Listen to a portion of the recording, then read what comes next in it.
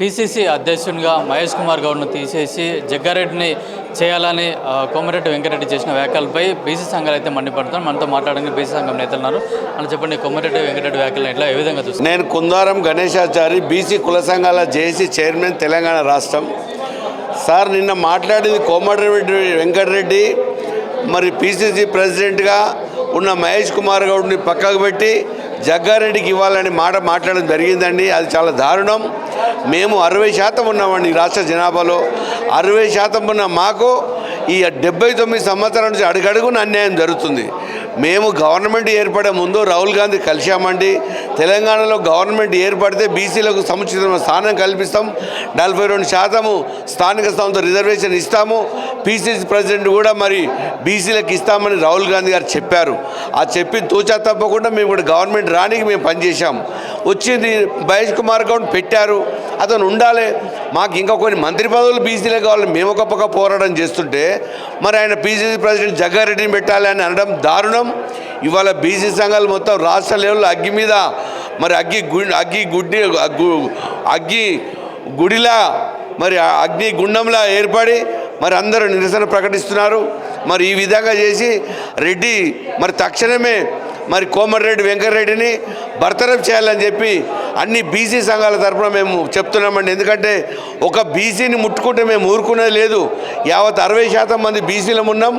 60% మంది బీసీలకు ఏమాత్రం ఏ బీసీకి ఏ కులానికి అన్యాయం జరిగినా మేము వదులుకునేది లేదు. పిసిసి ప్రెసిడెంట్ మహేష్ కుమార్ గౌడ్ అయిన తర్వాతనే బీసీలకు అన్ని రంగంలో సముచితమైన స్థానం దొరుకుతున్నది. మరి దాని విషయంలో మా కులగన కూడా ఆయన వచ్చిన తర్వాతనే జరిగింది. మరి ఎమ్మెల్సీ విషయంలో కూడా ఆయన వచ్చిన తర్వాత 3-4 ఎమ్మెల్సీలు బీసీలకు ఇవ్వడం జరిగింది. మరి ఎప్పటికైనా కానీ బీసీలకు చాలా చైతన్యమయ్యారు. మరి ఇప్పుడు బీసీలకు అన్యాయం జరిగితే మేము వదిలిపెట్టే ప్రసక్తే లేదు. మీ ద్వారా తెలియజేస్తున్న తక్షణము మరి క్షమాపణ చెప్పాలి బీసీ సమాజానికి అని మీ ద్వారా కోరుతున్నామండి. Thank you. బీసీ జేఏసీ రాష్ట్ర కన్వీనర్ అనంతోజు బ్రహ్మచారి మాట్లాడుతున్నాను. ఈ కోమరెడ్డి మాటలు ఎందు గురించి అనంటే, మొన్న వాళ్ళ కొడుకు చనిపోయిన కాంచెల్లి మతి సీమితం కోల్పోయినట్టు కనబడుతుంది. ఈ మొన్న ఎలక్షన్లలో కూడా దౌర్జన్యాలతో పాటు చేసుకుంటేనే మహేష్ గౌడ్ గారు పిసిసి అధ్యక్ష పదవి వచ్చి 1.5 year అవుతుంది. సంతోషపడే టైములనే నిన్న అహంకారపూరితమైన మాటలతోటి ఒక తాగుబోతూ మాటలు మాట్లాడినట్టు కోమారెడ్డి గారు మాట్లాడడం జరిగింది. ఎందుకంటే జగ్గారెడ్డి, ఆ రెడ్డి, ఈ రెడ్డి, అన్ని రెడ్డిలే కలిసేసి మేమే పాలన చేయాలి తప్ప మేము బీసీలతో కాదు అన్నట్టు మాట్లాడడం జరిగింది. అది ఎంతవరకు కరెక్ట్ అని చెప్పేసి అని మేము బీసీ జేఏసీ తరఫున మేము కోరడం జరుగుతుంది. కోమారెడ్డి వెంకరెడ్డి గారు, మీరు ఇట్లాంటి మాట్లాడితే మీకు కొద్ది రోజులలోనే మీ కాంగ్రెస్ ప్రభుత్వం పతనం కావడానికి దగ్గరనే ఉన్నది. ఎందు గురించి అని చెప్పేశారంటే, బీసీలు ఐకమత్యంతో అవుతున్నాము.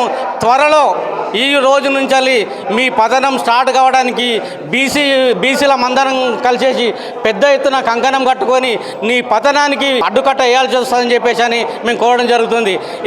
ఇంకొకసారి కనుక ఇట్లాంటి వాక్యాలే కానీ చేసిరని చెప్పేసానంటే మీ మర్యాదనే కాదు, మీకు నల్గొండ జిల్లాలో మీకు ఎటువంటి స్థానం లేకుండా చేస్తామని చెప్పి మేము బీసీల తరఫున హెచ్చరించడం జరుగుతుంది.